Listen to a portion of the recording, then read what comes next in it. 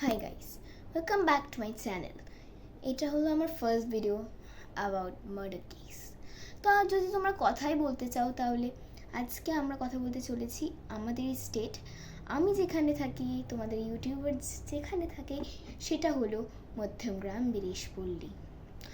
আর এই ঘটনাটা কিন্তু নিউ ব্যারাকপুরে হয়েছে। নিউ ব্যারাকপুর না, মানে ধরো মধ্যমগ্রাম বিরেশপল্লী সৃজনী ক্লাবের পাশের গলিতে 2 নম্বর বাড়ি। এই ঘটনাটা হচ্ছে খবরেও বেরিয়েছে, আপনারা চাইলে দেখতে পারেন।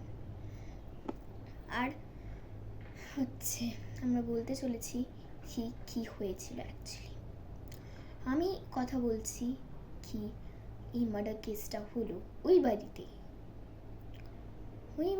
হচ্ছে একটা ফ্যামিলি ছিল, ওনার মা মেয়ে থাকতো।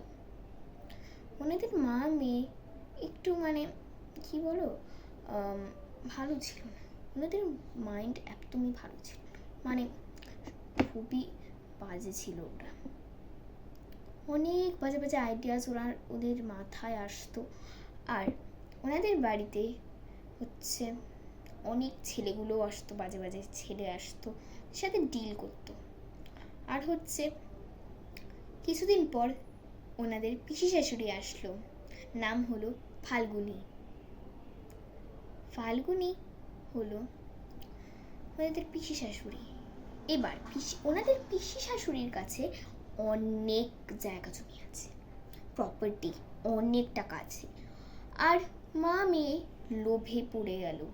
ও ভাবলো কি যদি আমি ওদেরকে মেরে ফেলি তাহলে হচ্ছে আমরা ওই সব প্রপার্টি পেতে পারি। এই লোভে ওরা হচ্ছে পিসি শাশুড়িকে ওই বাড়িতে একটা ইট ছুঁড়ে মারলো।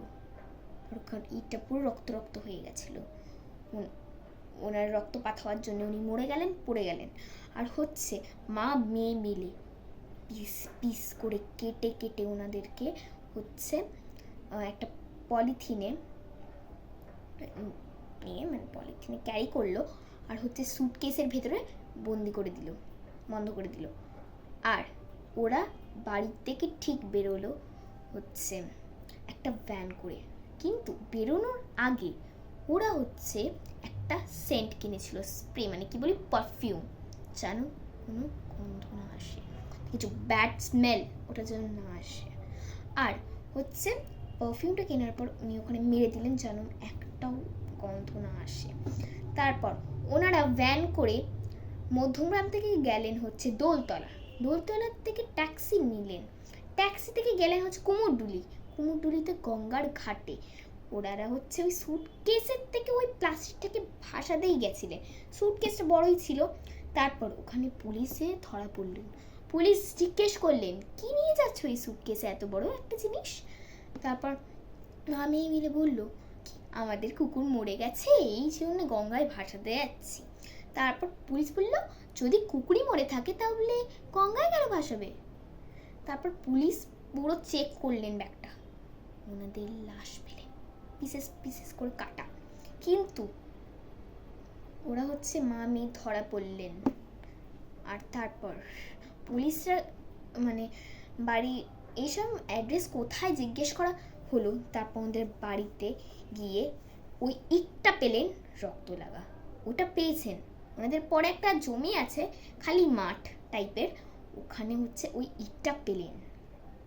আর মাথা আর হাত কেটে কোথায় ফেলে দিয়েছে কেউ জানে না আজ অব্দি। আর পুলিশরা এখন এই কেসটা নিয়ে সলভ করছে।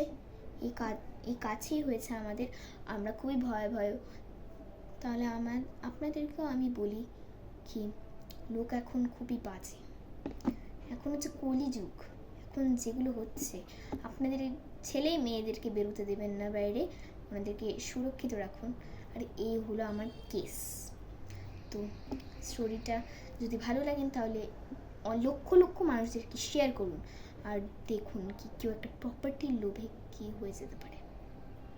নমস্কার, সি ইউ, টাটা।